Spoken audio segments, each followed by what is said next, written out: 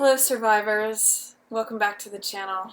So today I wanted to talk about the Greek myth of Narcissus and Echo, and I think it's a really interesting topic because it's such an ancient myth and archetype, and it kind of lends some interesting patterns or reflections on how we may engage in relationships, whether we're on the codependent side, or whether we see narcissistic traits, or it's just an interesting set of archetypes. So I wanted to look at that today.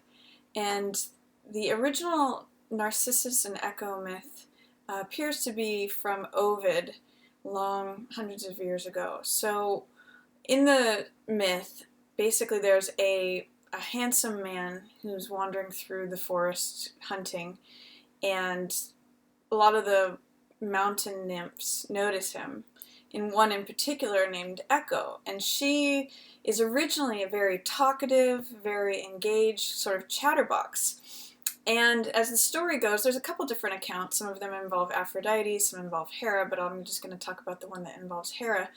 Hera was Zeus's wife, and so at one point Hera comes down from Mount Olympus and is looking for Zeus and comes upon Echo, and while Hera is trying to ask Echo if she's seen Zeus, Echo continually interrupts her, and she just keeps talking and talking and talking, and Hera can't get a word in edgewise.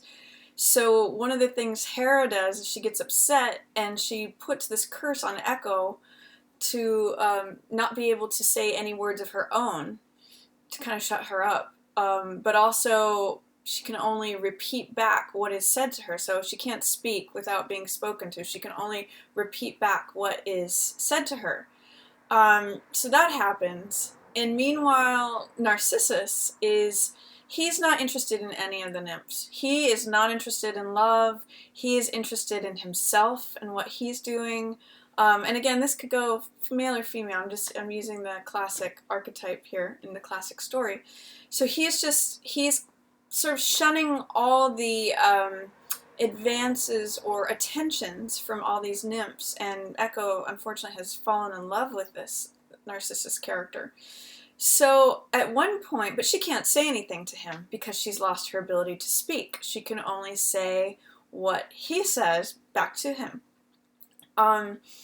And so at one point he's chasing the deer, and he chases them into the net, and he's sort of exhausted from the hunting, and even though he's not focused on any of the nymphs, he really couldn't care less about love or being engaged or being enamored with anyone else. He's into what he's doing. So at one point he gets tired or exhausted, and at that point he's along the side of a riverbed, like a lake, and he catches a glimpse of himself in the reflection of the lake or the water. Different stories have different versions of it, but he falls madly in love with his reflection. And it's interesting how in the modern interpretations of narcissism and narcissistic personality disorder, there is that false self.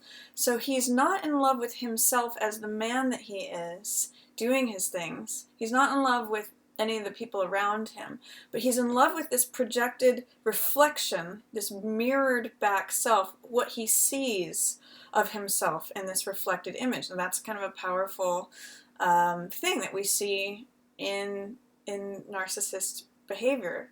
So he falls in love. Echo is still over there trying to win his affection, trying to get his attention. He says things like, now I'm so in love, and so she can then say that back to him, but he's really speaking to himself. He doesn't really see her there. He can only hear her, but only in the words that he has said, reflected back to him by Echo. It's a powerful image. And I remember reading, I think this was in Sandy Hotchkiss's book, Why Is It Always About You? And I think I may have mentioned this in a different video, but that for narcissists, there should be a banner over getting involved with them, getting in their world, that says, "Abandon self, all ye who enter here." And I think that's really appropriate for the story of Echo, because ultimately in the story, she loses herself. She actually at first loses her ability to speak, which is interesting, only can reflect back to him what he says. Interesting parallels you may see there.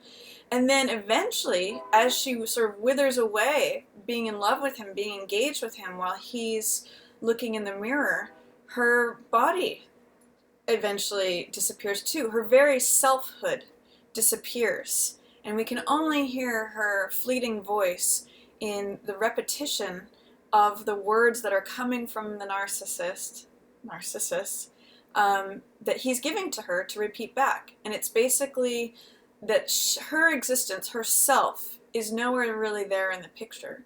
It's this sort of yearning wasting away, and the longer that she stays enamored with Narcissus, while he's enamored with his own self-reflected image, the less and less of herself is there. And we just hear the voice, echoing in the distance.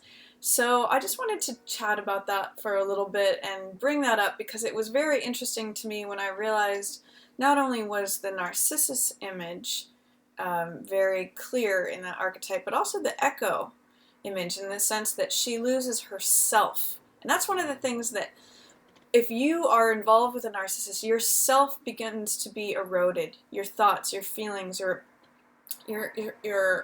I was going to say self-centeredness, but in many ways being centered in yourself is what we lose. We become centered in the other person, and they're looking at their reflection. So the way that you can not fall into those archetypes or those patterns of behavior, patterns of thought, the psyche, is to stay with yourself, to keep your own voice, to think your own thoughts, say your own words, not just give back to the narcissist what they are giving to you to reflect back to them.